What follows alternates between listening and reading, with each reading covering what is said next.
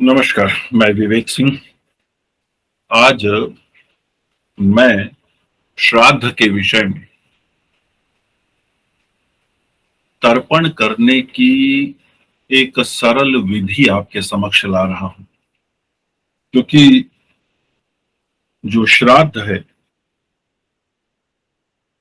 बहुत लोग करते नहीं हैं, और बहुत लोग ऐसे हैं जो करना चाहते हैं, लेकिन बहुत लोग ऐसे हैं जो श्राद्ध करना चाहते हैं लेकिन वो विधि नहीं जानते हैं। कुछ ऐसे हैं जिन्हें ये लगता है कि बिना पुरोहित के हम नहीं कर पाएंगे। तो अलग अलग कारण है लोगों के। तो ये वीडियो मैं विशेष रूप से उन लोगों के लिए बना रहा हूं जिनको श्राद्ध करने की इच्छा है और उसके लिए उसकी विधि जानने की जिज्ञासा है। कारण ये है कि आ,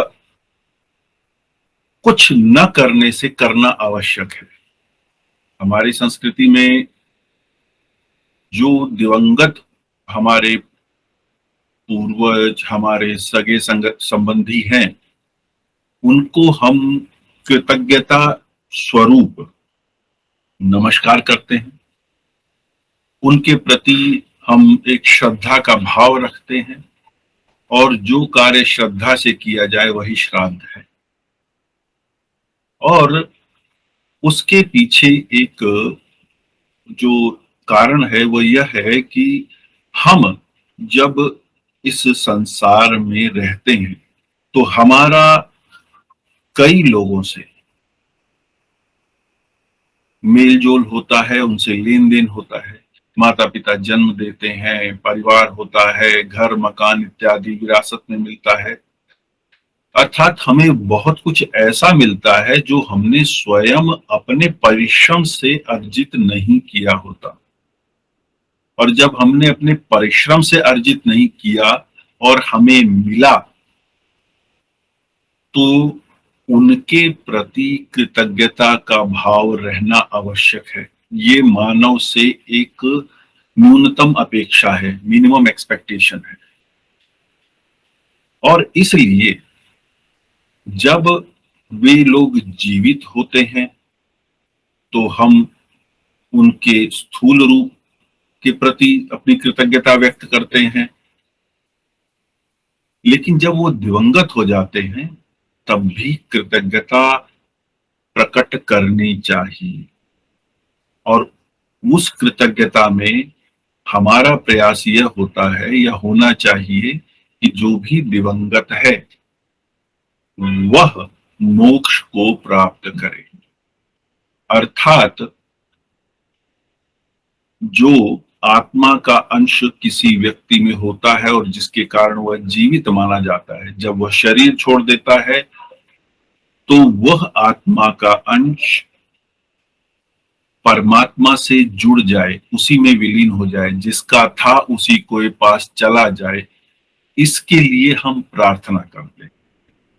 अब एक सामान्य सा प्रश्न हर कोई कर देता है कि क्या सभी के कर्म ऐसे होते हैं कि उसे मोक्ष मिल जाए?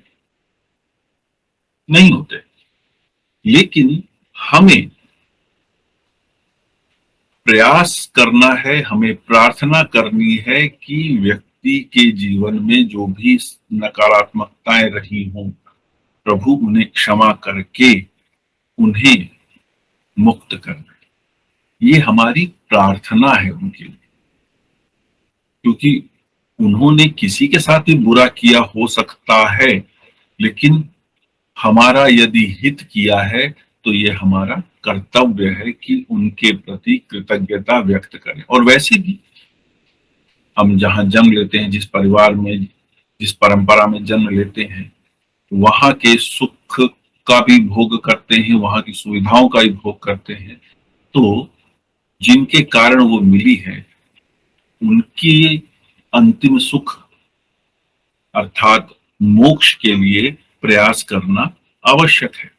और यही प्रार्थना श्राद्ध कहलाती है। सामान्य रूप से यही है। अब श्राद्ध करने के लिए सबसे पहले तो हमें ये समझना है कि उसके लिए आवश्यकताएं किन किन चीजों की है, हमें क्या सामग्री चाहिए। तो श्राद्ध करने के लिए बहुत कुछ विशेष नहीं चाहिए। मैं यहाँ पे मात्र तर्पण की विधि बता रहा हूँ, पिंडदान नहीं बता रहा हूँ। तर्पण हर व्यक्ति कर सकता है और श्राद्ध के समय 16 दिन का समय होता है। ये पूर्णिमा से आरंभ होता है और अगले मास की, मतलब इस समय भाद्रपद चल रहा है, तो भाद्रपद की पूर्णिमा से आरंभ होगा, जो कि 10 सितंबर को पड़ रही है 2022 वर्ष में, और 25 सितंबर तक, 10 सितंबर से 25 सितंबर तक, 25 सितंबर आश्विन मास के कृष्ण पक्ष के अमावस्या को समाप्त हो जाएगा। तो ये पिछले मास की पूर्णिमा से, भाद्रपद की पूर्णिमा से आश्विन के अमावस्या तक चलने वाला 16 दिन का कृतज्ञता पर्व है। ये कोई नकारात्मक दिवस नहीं है, क्योंकि यदि हम अपने पूर्वजों के सुख का, उनकी मुक्ति का, उनके मोक्ष का प्रयोजन करते हैं, उनके मोक्ष के लिए ईश्वर से प्रार्थना करते हैं, कुछ दान दक्षिणा देते हैं, तो यह कोई दुख का विषय नहीं है। हमारी संस्कृति में दुख को कभी भी सेलिब्रेट नहीं किया जाता।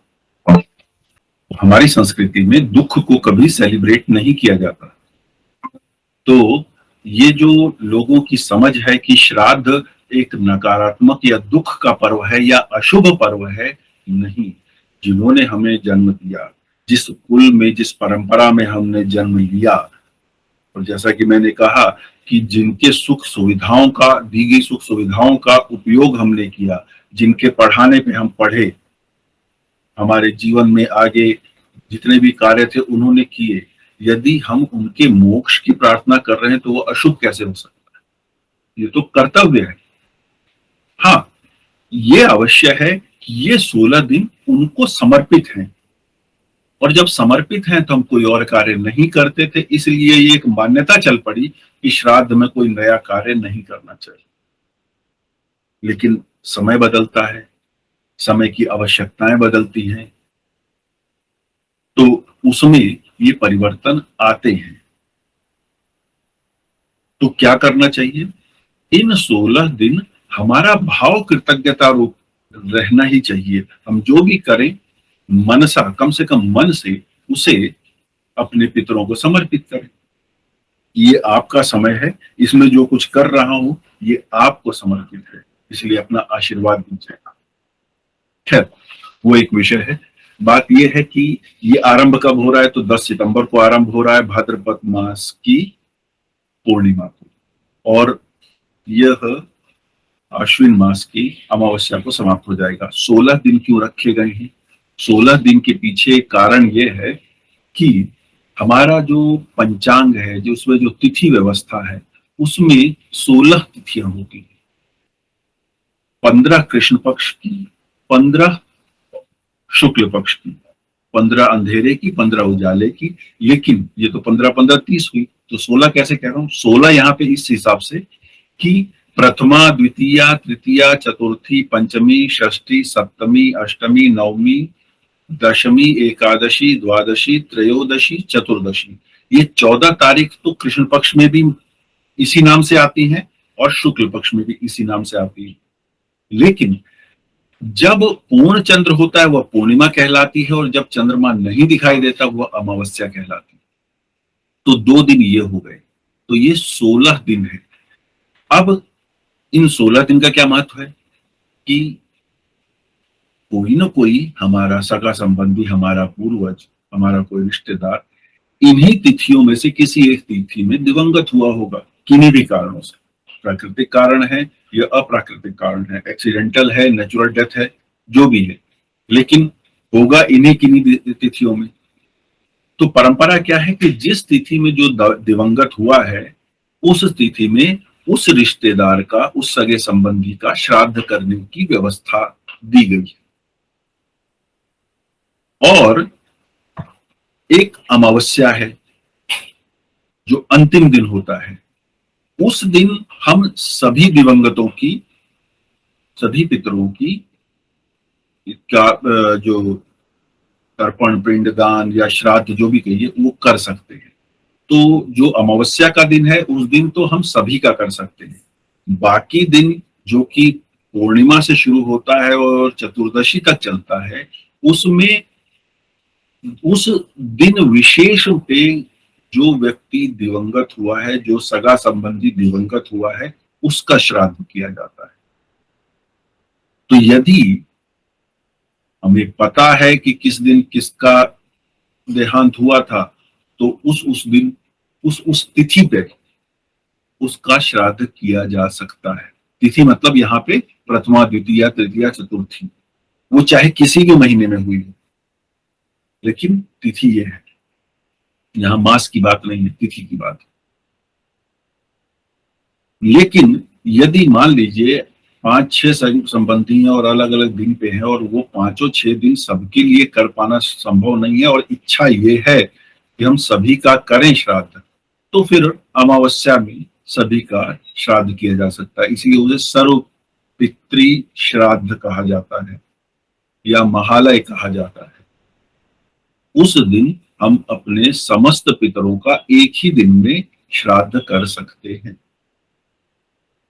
अब उस श्राद्ध, ये तो हुआ श्राद्ध करने का, लेकिन जो तर्पण है, तर्पण क्या होता है? पितरों का तर्पण होता है। उन्हें हम जल या दूध और शहद मिश्रित तिल वाला जल देते हैं उन्हें वो जल, ताकि आप यह जल पीकर, आपको प्यास लगी होगी, यात्रा में थके होंगे, कौन सी यात्रा? जो ईश्वर की ओर है, जो परमात्मा की ओर है, तो आप यह जल ग्रहण कीजिए। तो ये एक परिपाटी है कि वो तर्पण किया जाता है। अब तर्पण, जैसे मैं 16 दिन करता हूं, कोई और की इच्छा है कि प्रतिदिन किया जाए, तो तर्पण 10 मिनट का कार्य है। और ये मेरा मानना भी है और ये मेरा आग्रह भी है कि हर व्यक्ति को ये तर्पण तो करना ही चाहिए, बशर्ते कि वो इस परंपरा को मानता हो। अनमने भाव से नहीं करें, क्योंकि अनमने भाव को हमारे पितर पहचान लेंगे, वो नहीं स्वीकार करेंगे हमारा कुछ भी दिया हो। अब ये विषय कुछ ऐसा है जहां पे आपके विश्वास को ही आपको पुष्ट करना है। ये यहाँ पे कोई बहस का नहीं है कि पितर होते हैं कि नहीं होते हैं, क्या फर्क पड़ता है, इस परंपरा में तो ऐसा होता है, उस परंपरा में वैसा होता है, इस धर्म में ऐसा होता है। वो हम उस विषय में नहीं जा रहे हैं। हम ये मान के चल रहे हैं कि हमें अपने पितरों का श्राद्ध करने की इच्छा है, हमें अपने पितरों को जल देने की इच्छा है। श्राद्ध के 16 दिन वो हमसे जल ग्रहण करें और हमें आशीर्वाद दें। तो जैसे इस साल है 2022 में 10 सितंबर को पहला श्राद्ध का दिवस है, तो हम पहले दिन का तर्पण, फिर दूसरे दिन, तीसरे दिन करते हुए 16 दिन तर्पण कर सकते हैं। अंतिम दिन हम किसी भी पुरोहित से, जो परिवार का पुरोहित है, या किसी तीर्थ पर जाकर हम वहां पे पूरी विधि के साथ, क्योंकि उनको विधि पूरी पता होती है, तो हम उस विधि के अनुसार, जैसे वो अपना पिंडदान करना है तो पिंडदान भी कर सकते हैं, उसके मात्र तर्पण करना है तो तर्पण भी कर सकते हैं। और उसमें जो दक्षिणा या दान देना होता है श्राद्ध के निमित्त, वह उस ब्राह्मण को दे दिया जाए। और जो ब्राह्मण होना चाहिए वो योग्य होना चाहिए। दरअसल क्या है, एक विचार बीच में डाल दिया जाता है आजकल, ओहो उस दिन उनको क्या देने की जरूरत है, पंडितों के बाद तो बहुत पैसा है, किसी अपंग को दे दो, किसी अंधे को दे दो, यहाँ दे दो, वहां दे दो। देखिए, पूजा और चैरिटी दो अलग अलग चीज है। घर में पकवान बनना अलग चीज है और भंडारा करना अलग चीज है। तो इसलिए जो श्राद्ध के निमित्त दान दक्षिणा करनी होती है या पितृ तर्पण के निमित्त जो दान दक्षिणा है वो एक चीज है, और जो चैरिटी है, खैरात है, दूसरे लोगों को जो देने की चीज है वो अलग है। क्योंकि श्राद्ध में जब हम किसी भी ब्राह्मण को देते हैं या योग्य व्यक्ति को दान देते हैं, तो हम उसे अपना पितर स्वरूप मान के देते हैं। पितर स्वरूप जब हम मानेंगे तो क्या हम ये मानेंगे कि हमारा पितर लंगड़ा है या अंधा है? मैं उनकी किसी फिजिकल डिसेबिलिटी का विरोध नहीं कर रहा हूं या उसका कोई उपहास नहीं कर रहा हूं। बात ये होती है कि हम ये मान के चले कि वे स्वस्थ हैं, बुद्धि उनकी काम कर रही है, शरीर काम कर रहा है, और वो खुशी खुशी हमें आशीर्वाद दें। क्योंकि यदि किसी व्यक्ति को किसी प्रकार की भी शारीरिक पीड़ा भी है तो उसका मन खिल नहीं पाता, बहुत कठिन होता है। तो इसलिए ये माना जाता है, और जो योग्य है, जो बुद्धिमान है, जो वेद शास्त्रों का ज्ञाता है या किसी भी विषय का पारंगत है, तो हम मानेंगे कि हमारा पूर्वज ऐसा ही हुआ होगा, तभी तो हम आज हमारे पास जो भी ज्ञान उपलब्ध है उन्हीं की तो देन है। तो इसलिए कृतज्ञता स्वरूप देना चाहिए। अगर वैसे बिना पूजा कराए भी आप देना चाहते हैं तो खुद तर्पण करें, और सामग्री जो भी आप देना चाहते हैं किसी भी पुजारी के यहाँ दे आइए जो स्वीकार कर ले, तो वो भी हो सकता है। खैर, अगर हमें खुद तर्पण करना है तो उसके लिए चाहिए क्या क्या? पहला, जल। जल मतलब साफ जल, लोटा, एक थाली या परात, थोड़ी बड़े आकार की हो तो ज्यादा अच्छा है, वरना सामान्य थाली भी चलेगी।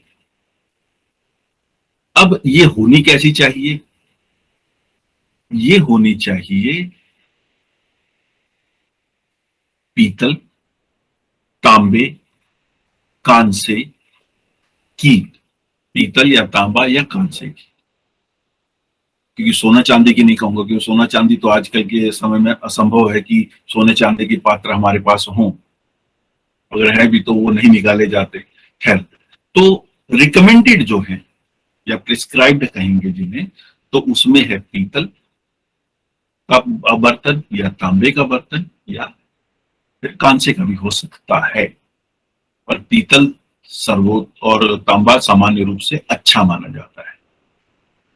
अब आज के समय में ये थाली लोटा स्टील का ज्यादा चलता है, क्योंकि स्टील ही सामान्य रूप से उपलब्ध है और पीतल इत्यादि बहुत महंगा है। तो यदि स्टील का है तो उससे कर लें, पर वो अंतिम होना चाहिए।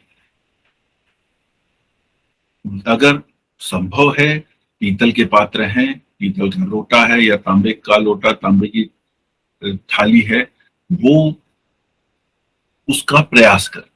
पर हमारे शास्त्रकारों ने एक प्रावधान दिया है, कोई भी पूजन करना है, कोई भी आपको का प्रयोजन करना है यथाशक्ति, तो यदि शक्ति नहीं और आपके पास स्टील के ही पात्र हैं तो उसमें कर लीजिए।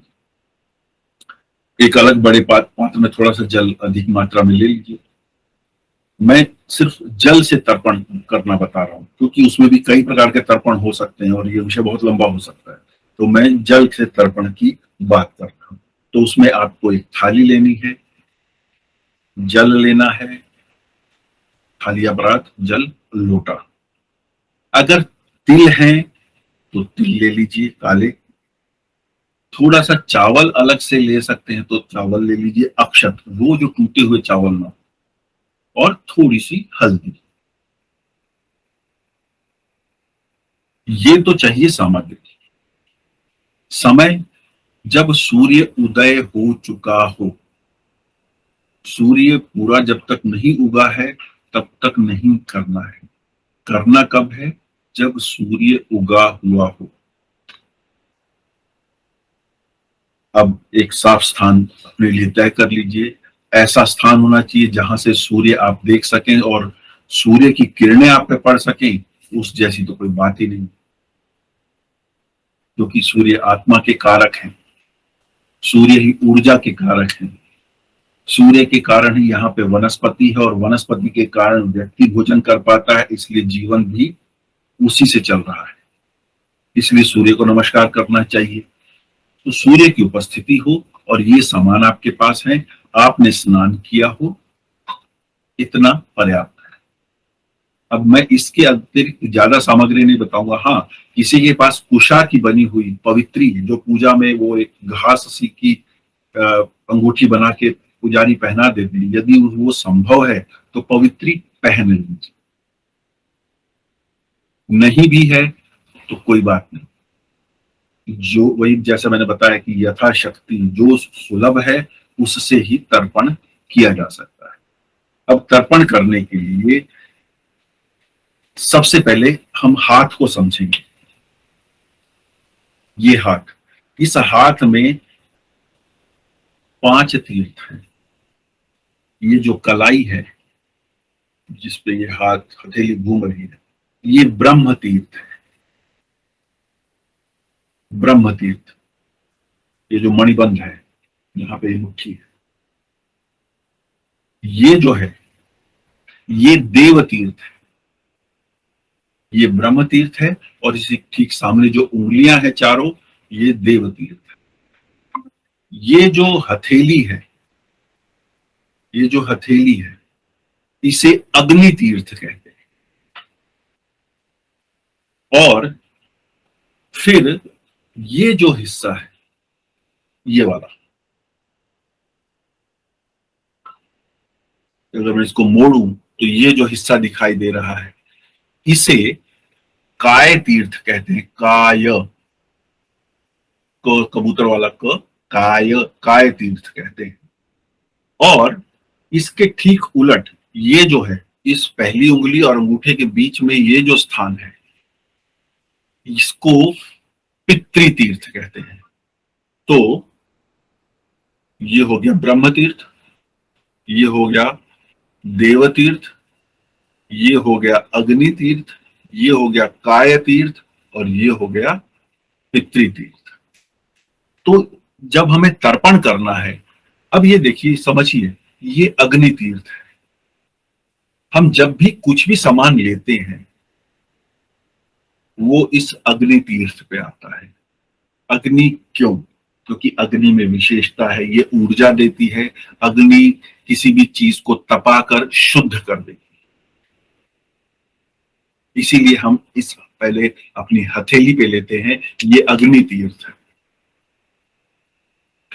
अग्नि तीर्थ पे जब स्पर्श हो जाती है कोई भी चीज तो उसमें ऊर्जा हो जाती है, उसे ऊर्जावान माना जाता है। और अगर हम एक्यूप्रेशर को भी समझें तो एक्यूप्रेशर विज्ञान में ये हमारी आंतों को रिफ्लेक्ट करता है, इंटेस्टाइन को। इंटेस्टाइन को रिफ्लेक्ट करने का अर्थ क्या हुआ कि हमारा पाचन सही। पाचन सही कब होगा? जब हमारे शरीर के अंदर की अग्नि सही होगी। अग्नि खराब होगी, मंद होगी तो कब्ज हो जाएगी। अर्थात ये मतलब वो भी एक और अलग विषय हो जाता है। तो कहने का अर्थ ये है अग्नि तीर्थ, ये हो गया देव तीर्थ, ये हो गया ब्रह्म तीर्थ, ये हो गया काय तीर्थ और ये हो गया पितृ तीर्थ। तो 5 तीर्थ हाथों में होते हैं। अब जब तर्पण करना है तो करना क्या है? सबसे पहले बैठने की विधि। ये थोड़ा सा, वैसे तो क्या है कि आप कोई भी आसन बिछा के बैठ सकते हैं और अपने सामने वो पात्र रख लीजिए, थाली रख लीजिए, लोटे में जल भर लीजिए और थोड़े से चावल और हल्दी उसी जल में डाल दीजिए। पहला जो है, और पूर्व की ओर मुख होना चाहिए, जिधर सूर्य देव दिखाई दे रहे हैं पूर्व की ओर मुख हो। सामने अपनी थाली रखी है, लोटे में जल लिया हुआ है, उसमें थोड़े से चावल और थोड़ी सी हल्दी डाली है, तिल इसमें नहीं डालना है। अब एक तरीका तो यह है कि आप जैसे सुखासन में पलथी मार के बैठ जाते हैं, अलथी पलथी मार के, वैसे बैठ सकते हैं। वरना जो दूसरी विधि और जो मूल विधि कही गई है उसमें क्या होता है कि आप ऐसे बैठिए कि ये घुटना तो ऊपर उठा हुआ हो, बायां बायां घुटना ऊपर उठा हुआ हो और दायां घुटना जमीन पे लगा हो। जैसे कई सीरियल में दिखाते हैं प्रणाम तात श्री करते हुए वो एक घुटना ऊपर और एक घुटना जमीन पे लगा होता है और प्रणाम कर रहे होते हैं। वैसी ही मुद्रा होनी चाहिए। दायां दायां घुटना, राइट साइड, राइट नी जमीन पे टच होना चाहिए और बायां ऊपर उठा होना चाहिए, बायां टच नहीं होना चाहिए। अब वो उसमें कैसे बैठ सकते हैं, वो अभ्यास कर सकते हैं, कहीं यूट्यूब पे वीडियो वगैरह भी होगा तो आप देख सकते हैं। पर उद्देश्य यही है कि जो दायां पांव है उसका घुटना जमीन पे लगा हो, बाकी पांव भी लगाओ कोई दिक्कत नहीं है, लेकिन बायां वाला लेफ्ट वाला नहीं टच करना चाहिए ग्राउंड को, जब हम पूर्व में देख रहे हैं। उसके बाद लोटे को, जिसके अंदर जल है, अक्षत है और हल्दी है, वो उस लोटे को उस पे रखा और दाएं हाथ पे, दाई हथेली पे हमने लोटा रखना है और बाएं से उसको कवर करना है। और जिन्हें संस्कृत आती है या जिनके पास इस श्राद्ध विधि की कोई पुस्तक हो तो वो संस्कृत के मंत्र पढ़ सकते हैं। अन्यथा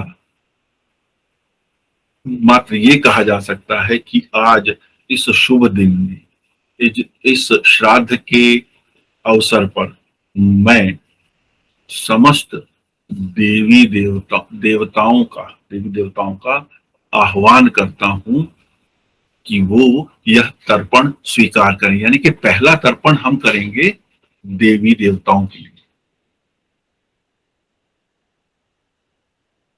क्यों? क्योंकि उनकी ही सृष्टि में हम रह रहे हैं। तो तर्पण का अर्थ नकारात्मक नहीं है। हम सबसे पहले उन्हें पानी पिलाएंगे क्योंकि उनकी ही सृष्टि है और उन्हीं के पास हमारी एप्लीकेशन जानी है कि हमारे पितरों को आप मुक्त कर दीजिए। तो वो जो लोटा है उसको पकड़िए बाएं हाथ में,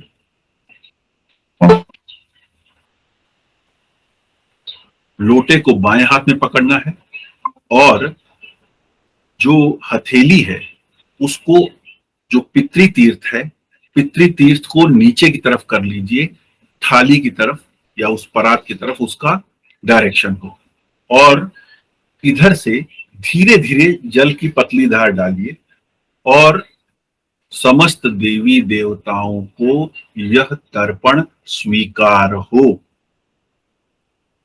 मात्र इतनी प्रार्थना करते हुए निरंतर जल गिराते रहिए जब तक कि लोटे का जल पूरा न गिर जाए या आधा गिर जाए, आप रोक दीजिए। उसके बाद पहला तो हुआ देवताओं का, उसके बाद हो गया ऋषियों का। उसी मुद्रा में बैठे रहना है जिसमें आपका दायां घुटना जमीन पे लगा हुआ है, बायां ऊपर है, और फिर जल डालना है और समस्त ऋषियों को यह तर्पण स्वीकार हो। समस्त ऋषियों को, इसी पितृतीर्थ से ही उनको भी, तो देवताओं को भी और ऋषियों को भी इसी तीर्थ से जल देना है। उसके बाद क्या होगा? उसके बाद हमें देना है जल दिव्य पुरुषों को। अब हमें मुद्रा बदलनी है। मुद्रा कैसे बदलनी है? थाली वहीं रहेगी, पात्र वहीं रहेगा, वही जल जिसमें हल्दी और चावल हैं, वो जल का लोटा आप लेके रखिए। अब आप अपना मुंह उठ के दक्षिण दिशा में बैठ जाइए ताकि आपका मुंह उत्तर की ओर हो जाए। पहले आप पूर्व की ओर देख रहे थे, अब आपको उत्तर की ओर देखना है। यदि ये पूर्व है तो ये पश्चिम है, ये उत्तर है, ये दक्षिण है। तो अभी पश्चिम में बैठ के पूर्व की ओर देख रहे थे, यहां सामने थाली पड़ी है। अब आप घूम के आ जाइए दक्षिण में और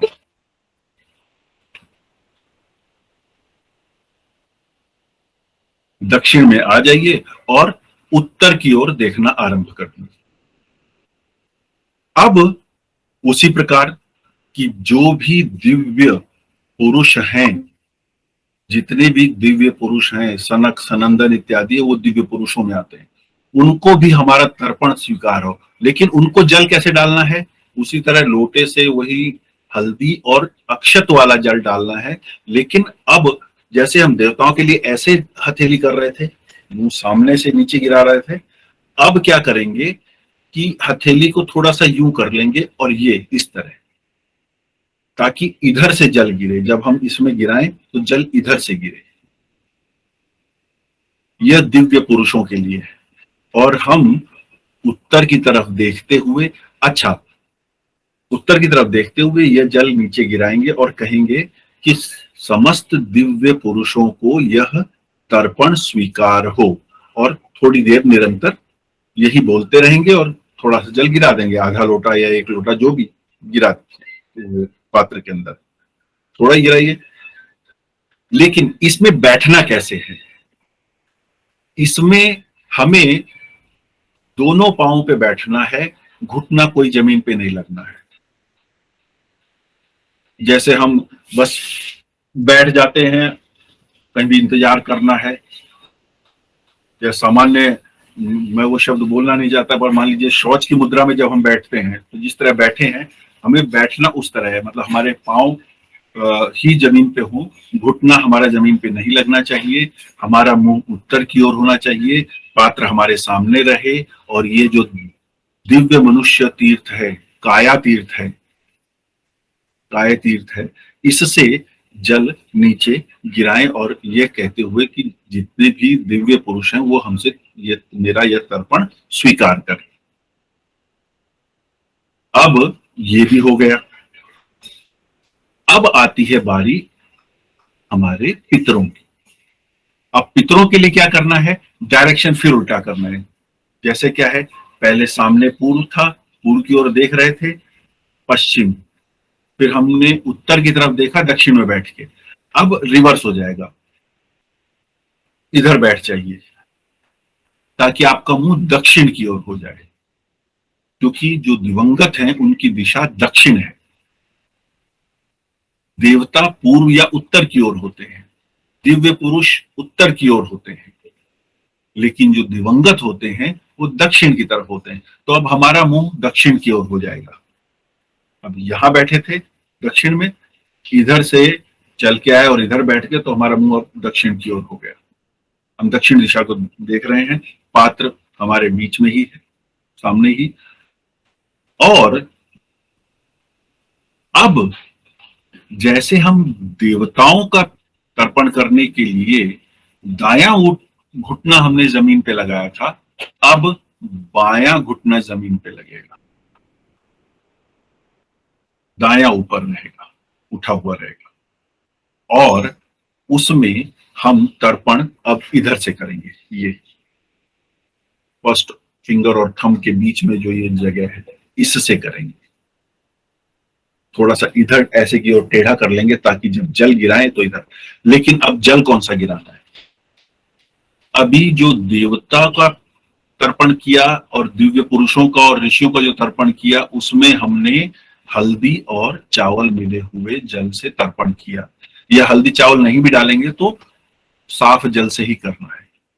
अब जब हम इधर देवताओं का तर्पण करेंगे, क्षमा कीजिएगा, पितरों का तर्पण करने के लिए हम दक्षिण की ओर बैठ गए हैं। हमारा बायां घुटना जमीन पे लगा हुआ है, दायां ऊपर उठा हुआ है। और इस प्रकार उस लोटे के अंदर अब हम लेंगे जल और उससे हम यमराज को वो देंगे तर्पण। यम के 14 बार एक एक करके कि यमराज को यह तर्पण स्वीकार हो, यह तर्पण स्वीकार हो, यह तर्पण स्वीकार हो, यह तर्पण स्वीकार हो, यह तर्पण स्वीकार हो। इस तरह 14 बार बोल सकते हैं, क्योंकि 14 नाम लिए जाते हैं मुख्य विधि में। या आप एक बार भी कर सकते हैं कि यमराज को यह तर्पण स्वीकार हो, इस तरह। तो जब हम लोटा ऐसे गिराएंगे तो जल यहां से नीचे गिर जाएगा पितृ तीर्थ से। ये हमें दक्षिण की ओर देखते हुए करना है। अब जब यमराज को हो गया, अब हम उसमें काले तिल मिला सकते हैं। काला तिल मिला दीजिए उसी जल के अंदर। और अब हम अपने पितरों का तर्पण करना शुरू करते हैं। उसमें सबसे सिंपल और इजी क्या है? सबसे सिंपल और इजी ये है कि मेरे इस जन्म के सभी पुरुष पितरों को यह तर्पण स्वीकार हो। मेरे इस जन्म के सभी पुरुष पितरों को यह तर्पण स्वीकार हो, और एक एक तर्पण स्वीकार हो करके गिरा दिया। फिर मेरे इस जन्म के सभी स्त्री पितरों को यह तर्पण स्वीकार हो, उनको कर दिया। फिर मेरे पूर्व जन्म के भी जो पितर हैं, जो मुक्त नहीं हुए हैं, उनको भी तर्पण स्वीकार हो उसी तिल मिश्रित जल से। और इसी प्रकार जितने मेरे पूर्व जन्म के स्त्री पितर हैं, उनको भी यह तर्पण स्वीकार हो। तो जब हम दक्षिण दिशा में तर्पण कर रहे हैं तो सबसे पहले जल से भगवान यमराज का, उसके बाद हम इस जन्म के समस्त पुरुष पितरों का, फिर इस जन्म के समस्त स्त्री पितरों का, फिर इस पूर्व जन्मों के अपने सभी जन्म जन्मांतरों के पुरुष पितरों का, जो कि मुक्त नहीं हुए हैं अभी, या जिन्हें हमारे से ये तर्पण की अपेक्षा है, और हमारे पूर्व जन्म की सभी स्त्री पितरों का। ये हो गया। अब कोई भूला चुका ऐसा जिसका किसी भी कारणवश या तो अंतिम संस्कार नहीं हो सका, या श्राद्ध तर्पण या अंतिम संस्कार की समस्त विधियां नहीं हो पाई हूं, जिसे न हम जानते हैं न हमारे परिवार में कोई जानता है, किन्हीं भी कारणों से उसकी यदि उसको यह तर्पण नहीं हुआ है, तो उन ऐसे हमारे पितरों को भी तर्पण स्वीकार हो, तो एक बार उनको तर्पण करना है। यमराज को हो गया, यमराज के बाद इस जन्म के पुरुष, इस जन्म की स्त्री पितर, फिर पूर्व जन्म के पुरुष, पूर्व जन्म के स्त्री पितर, फिर भूले चुके सभी जन्म जन्मांतरों के पितर। उसके अतिरिक्त कोई अन्य सगा संबंधी मेरे गोत्र का या किसी और गोत्र का, जिसके तर्पण के लिए मैं उत्तरदायी हूं, उसे यह तर्पण स्वीकार हो। और अंत में भीष्म पितामह को भी एक तर्पण करना है।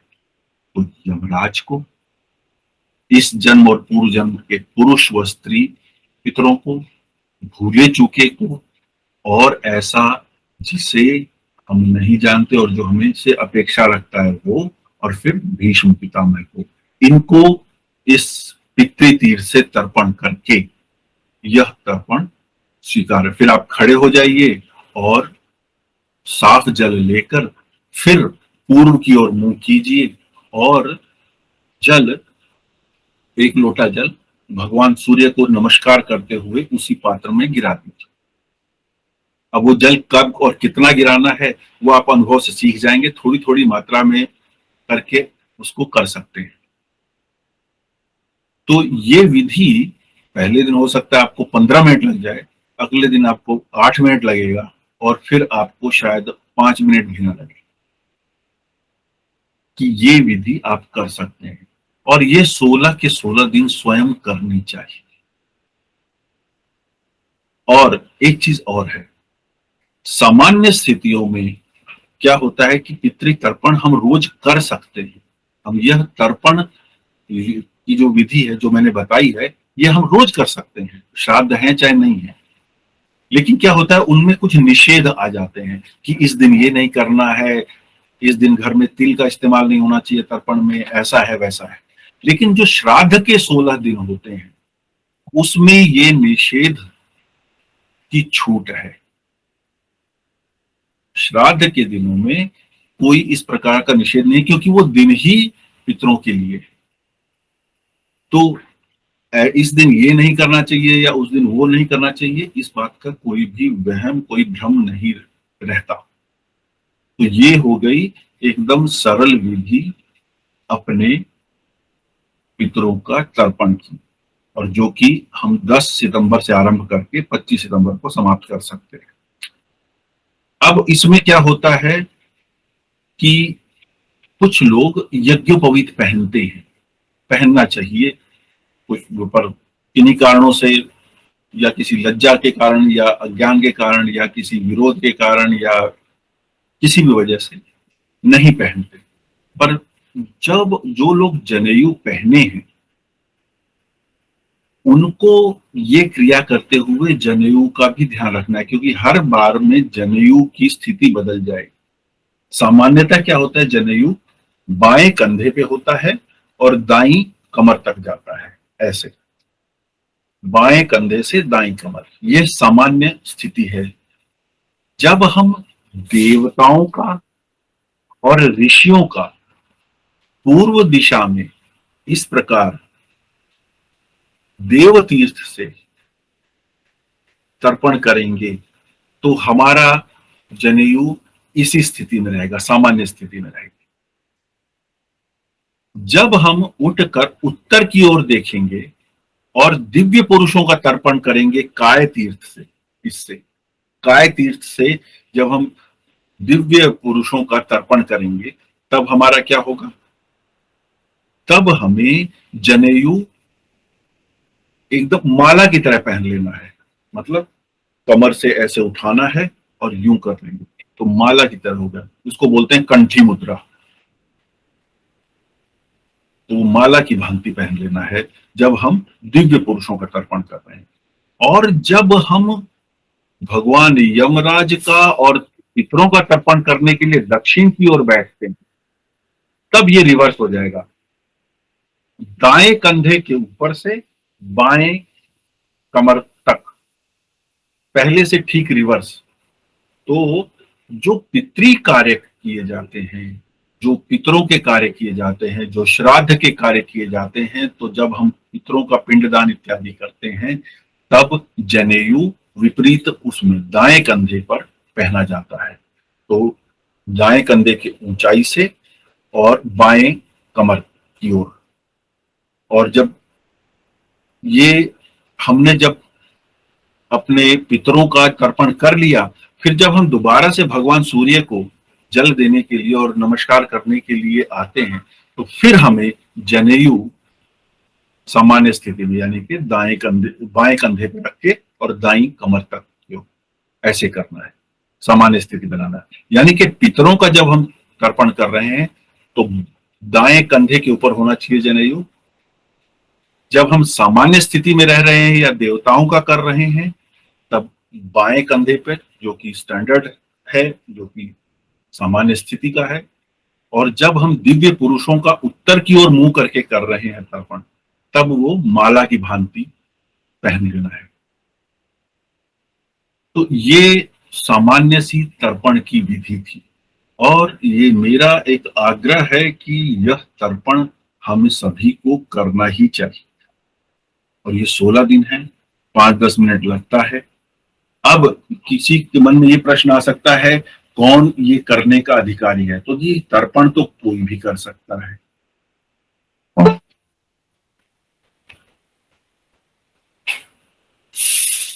तर्पण कोई भी कर सकता है। पिंडदान इत्यादि है वहां पे नियम आपको देखने पड़ेंगे, इसलिए मैं यहाँ पे सिर्फ तर्पण की बात कर रहा हूं। तर्पण कोई भी कर सकता है, सभी कर सकते हैं, कोई दिक्कत नहीं। और एक दिन करना है, श्राद्ध के दिनों में 16 के 16 दिन करना चाहिए। और अंतिम दिन यदि परिवार में श्राद्ध नहीं किया जा रहा है कई वर्षों से या तो रिकमेंडेड है, सजेस्टेड है, प्रिस्क्राइब्ड है कि आप अंतिम दिन भी तर्पण बेशक स्वयं करते हैं लेकिन किसी योग्य ब्राह्मण के यहाँ कुछ दान दक्षिणा अवश्य करें। अब उसमें दान में क्या आवश्यक है, दान में दूध चावल, मेरे विचार से ये 2 चीजें तो अवश्य होनी चाहिए। उसके अतिरिक्त आप कुछ और देना चाहते हैं दे सकते हैं। और यदि वस्त्र भी दे रहे हैं, यदि वस्त्र भी दे रहे हैं तो एक वस्त्र पुरुष का और एक वस्त्र स्त्री का होना चाहिए। और वो किसका रिप्रेजेंटेटिव है कि जितने भी मेरे पुरुष पितर हैं उनके लिए ये पुरुष ड्रेस रिप्रेजेंटेटिव भाव भाव रूप में समर्पित कर रहे हैं, और जितने मेरे स्त्री पितर हैं उनके लिए ये स्त्री वाली ड्रेस। और एक चीज अवश्य कीजिए यदि करना है, अपनी क्षमता के अनुसार ही कीजिए। बहुत महंगा लेना है या सिर्फ क्योंकि दान देना है तो बहुत ही सस्ता ले लेना है, ये मत कीजिए। जो आप सामान अपने उपयोग के लिए चाहेंगे दान में वैसा ही देना चाहिए, क्योंकि जो चीज आपको खुद अपने लिए पसंद नहीं है वो आप अपने पितरों को क्यों दे रहे हैं भाई? तो दान का यह नियम है कि जब भी आप दान करें योग्यता अनुसार ही करें, और कम से कम वैसा करें जैसा मिनिमम स्टैंडर्ड आप अपने लिए एक्सपेक्ट करें। तो मेरी तरफ से तो यही थी थोड़ी विधि। आपका कोई प्रश्न है तो बोलिए।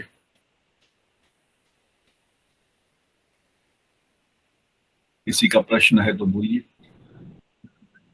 हाँ, मैं एक चीज बता रहा हूं कि कौन श्राद्ध या कौन तर्पण कर सकता है। श्राद्ध कौन कर सकता है? श्राद्ध के लिए मेरा एक वीडियो है मेरी यूट्यूब चैनल पे, वो मैं रीपोस्ट कर दूंगा और इस वीडियो में भी उसका लिंक दे दूंगा। तो वहां पे आप ये देख सकते हैं कि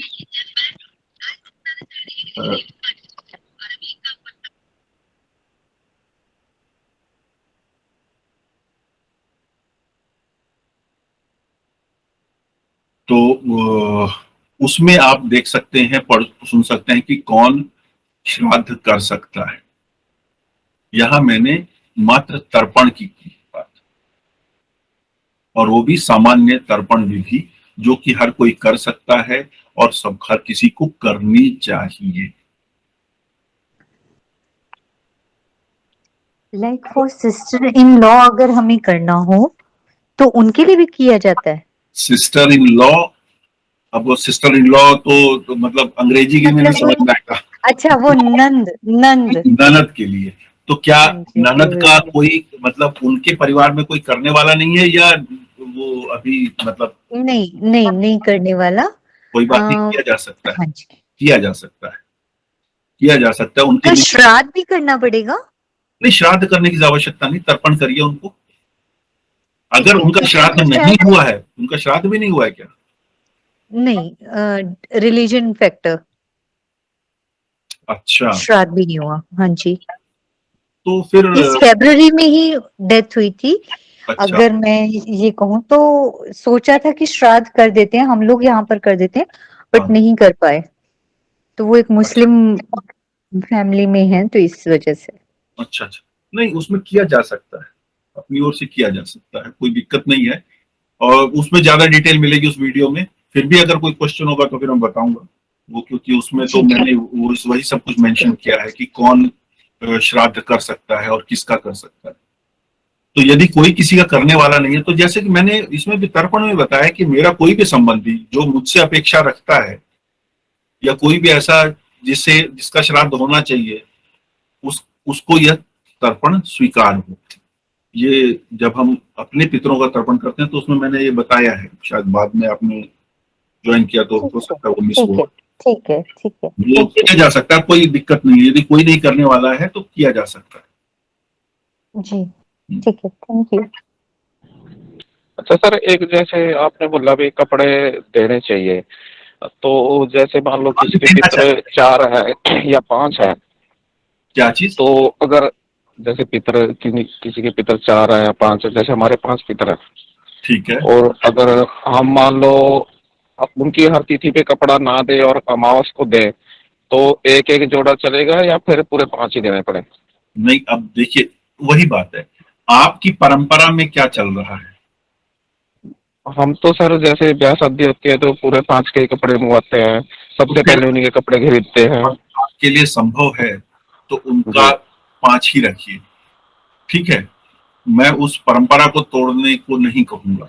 यदि आपके लिए संभव है और आप उस तरीके से कर रहे हैं तो वो उसी को मेंटेन कीजिए। डे वाइज होगा ना कि इस दिन इसका होगा, उस दिन उसका होगा, ऐसा ही है ना। हाँ, किसी परिस्थिति में आप नहीं कर पाते हैं या आपको लगता है कि वो 5 दिन हो नहीं पा रहा है, तो फिर हम अंतिम दिन कर सकते हैं। फिर दोनों के निमित्त एक एक वस्त्र दे दें, तभी पुरुष पितरों के भी और दे सकते हैं। मतलब उसमें फिर आपकी चॉइस है, वो ऑप्शन आपके पास है। पांचों का भी एक दिन दे सकते हो। और जैसे मैं तो यही करता हूँ कि समस्त पुरुष पितरों के लिए निमित्त एक और समस्त स्त्री पितरों के निमित्त एक। ठीक है ना। वो अब आपका निर्णय है, उसमें कुछ ऐसी दिक्कत नहीं है वैसे की। जी जी जी।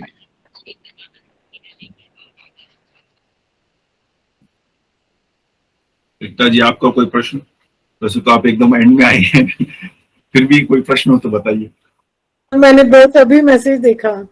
अच्छा अच्छा। मालूम नहीं था। हाँ जी वो एक्चुअली मेरे पास एक व्यक्ति का मैसेज आया था। जी तो वो कहता है कि मैं पिछले वर्ष कर नहीं पाया और मैं करना चाहता हूँ, विधि क्या है। तो मुझे लगा कि मैं शेयर करता हूँ।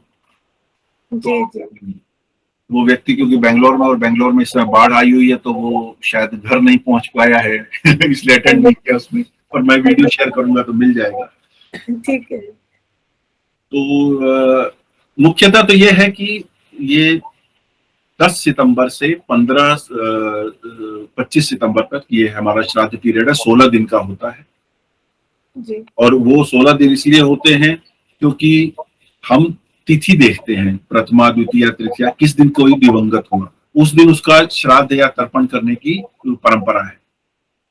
सर एक एक एक बात पूछनी थी, जैसे जिस दिन डेथ होती है उस दिन श्राद्ध करते हैं या जिस दिन आप उनका क्रमेशन करेंगे उस दिन करेंगे? नहीं, वो उस दिन, जिस दिन देहांत हुआ उस दिन कर सकते हैं। अच्छा, उस दिन कर सकते हैं ना? उस दिन कर सकते हैं। और यदि ऐसा है कि भाई जैसे 5-6, अजीत बाबू कह रहे थे कि 5 पितर हैं और 5 का करते हैं अलग अलग तिथि पे, तो ये भी हो सकता है कि आप सभी का अमावस्या वाले दिन करें। वो सब श्राद्ध होता है, तो उसमें जो आप सबका एक्सेप्टेबल होगा। Okay okay sir. पर होता ये है कि जिस दिन देहांत हुआ है वो। अच्छा, वो डेट लेते हैं ना? ठीक।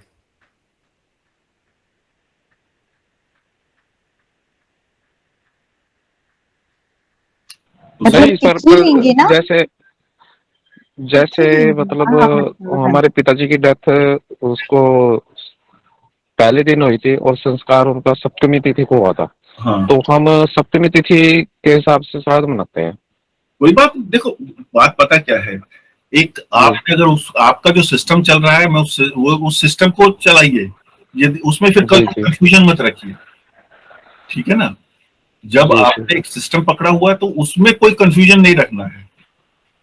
इसीलिए मैं वही बता रहा हूँ कि मैं यहाँ पे तर्पण ज्यादा बता रहा हूँ। तर्पण आप कभी भी कर सकते हैं, रोज भी कर सकते हैं, लेकिन क्या है, नित्य तर्पण के अंदर थोड़ी सी रिस्ट्रिक्शन होती है। जैसे एक ये है कि भाई तिल घर के अंदर नहीं कर सकते, तिल का इस्तेमाल आप नित्य तर्पण में।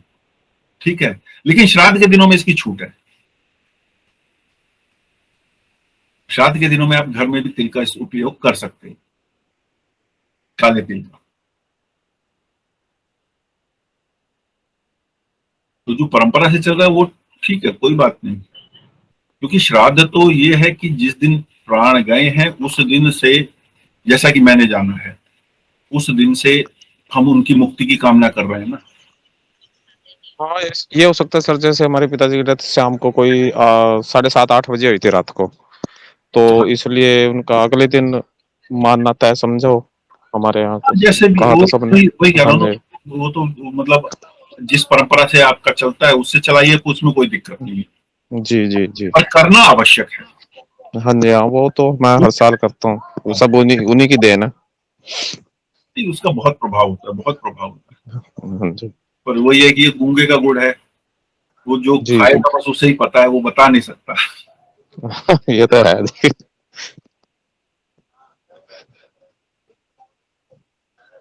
हाँ ऋतु जी, आपका कोई प्रश्न था? नहीं, वो तिथि का ही मैं वो डेट बोला ना आपने, तो मैं वो डेट और तिथि में ही कंफ्यूज हो गई थी। हाँ, जैसे तिथि अभी मतलब एकता जी ने पूछा ना कि वो डेट सेम होती है या तिथि होती है?